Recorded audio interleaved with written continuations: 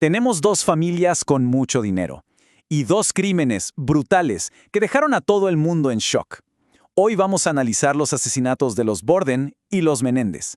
Están separados por casi 100 años, pero como veremos, tienen unas similitudes escalofriantes. Seguro que esa cancioncita le suena. Es una rima infantil que básicamente inmortalizó un crimen del siglo XIX. Pero, como siempre, la historia real es mucho más complicada. Y lo más increíble es cómo este horror parece repetirse casi un siglo después. Piénsenlo.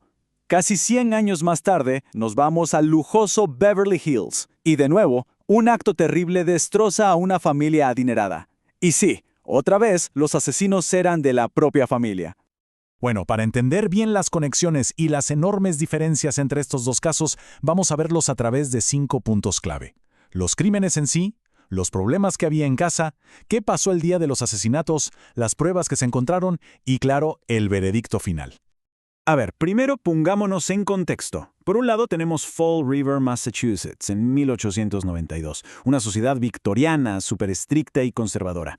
Y por el otro saltamos a Beverly Hills en 1989, puro glamour y modernidad. Son dos mundos completamente distintos, pero que quedaron unidos por la tragedia. Pero para entender por qué pasó lo que pasó, tenemos que espiar un poco, mirar qué ocurría puertas adentro de estas casas. ¿Qué tensiones estaban a punto de explotar en los hogares de los Borden y los Menéndez? Y aquí es donde la cosa se pone interesante, porque aunque las épocas eran distintas, la raíz de todo fue el resentimiento familiar. En el caso de los Borden, era una mezcla de peleas por la herencia y el desprecio que Lizzie sentía por su madrastra, temas muy típicos de esa sociedad victoriana. Pero con los Menéndez, las acusaciones eran de abuso psicológico, de un control extremo, un reflejo de cómo en la era moderna ya se empezaba a hablar más de la disfunción familiar. Bueno, todas esas tensiones acumuladas finalmente explotaron en 2 días fatales. Ahora veamos cómo se ejecutaron los crímenes, porque la verdad no podrían haber sido más diferentes. La fiscalía armó todo su caso contra Lizzie Borden basándose en esta cronología, que era increíblemente ajustada. Su argumento era simple. Con su padre y su madrastra asesinados en un lapso de 90 minutos dentro de la misma casa, ella era la única persona que tuvo la oportunidad de cometer ambos crímenes sin que nadie la viera. El primer ataque fue de una brutalidad que impacta. Abby Borden, la madrastra, fue encontrada en el piso de arriba, víctima de 18 hachazos en la cabeza. Y como si eso no fuera suficiente, unos 90 minutos después, Andrew Borden, el padre, fue asesinado de la misma manera terrible mientras dormía una siesta en el sofá. 10 hachazos, en la cara. Y aquí el contraste es brutal.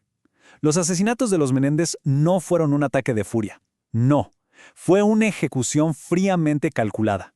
Desactivaron el sistema de seguridad, usaron escopetas para asegurarse de que no hubiera sobrevivientes y hasta les dispararon a sus padres en las rótulas para que pareciera un ajuste de cuentas de la mafia. Incluso recogieron todos los casquillos de las balas para no dejar rastro. O sea, tenían una conciencia forense que en la época de Lizzie Borden simplemente no existía.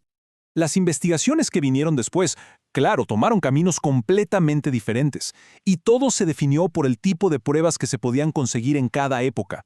En el caso de Lizzie, la investigación fue como armar un rompecabezas con piezas que no encajaban del todo. Se basó en una red de pruebas circunstanciales.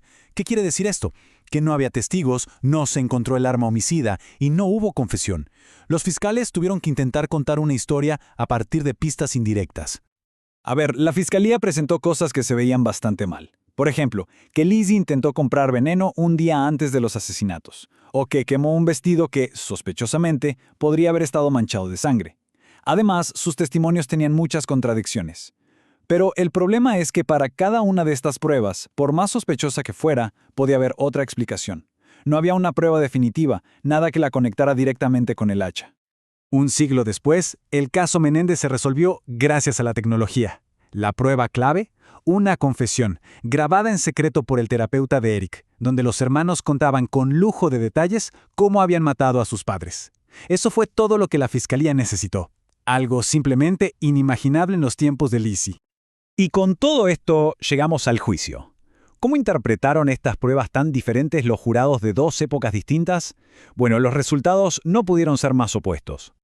A pesar de todas las pruebas circunstanciales en su contra, el jurado, que estaba compuesto solo por hombres de la alta sociedad, tardó apenas 1 hora en declararla inocente. Para ellos era inconcebible. No podían imaginar que una mujer de su clase, de su educación, pudiera cometer un acto tan salvaje. La duda razonable, y súmenle los prejuicios de la época, la dejaron en libertad. Para los Menéndez, el camino fue más largo. En su primer juicio, donde su defensa se basó en que habían sufrido años de abuso, el jurado no pudo ponerse de acuerdo. Pero se hizo un segundo juicio, y ahí, con la confesión grabada como la prueba estrella, ambos fueron declarados culpables de asesinato en primer grado y sentenciados a cadena perpetua. Si ponemos los dos casos lado a lado, como en esta tabla, se ve clarísimo. La falta de pruebas directas y contundentes salvó a Lizzie, mientras que una confesión directa, gracias a la tecnología, selló el destino de los hermanos Menéndez para siempre. Al final, estos dos casos nos dejan con una pregunta flotando en el aire. ¿La justicia es una verdad absoluta o es más bien un reflejo de la tecnología y de los valores que tenemos en una época determinada? Si Lizzie Borden fuera juzgada hoy, con pruebas de ADN, con análisis psicológicos, ¿el veredicto habría sido el mismo? La respuesta, al igual que la verdad en estos casos, quizás nunca la sepamos con certeza.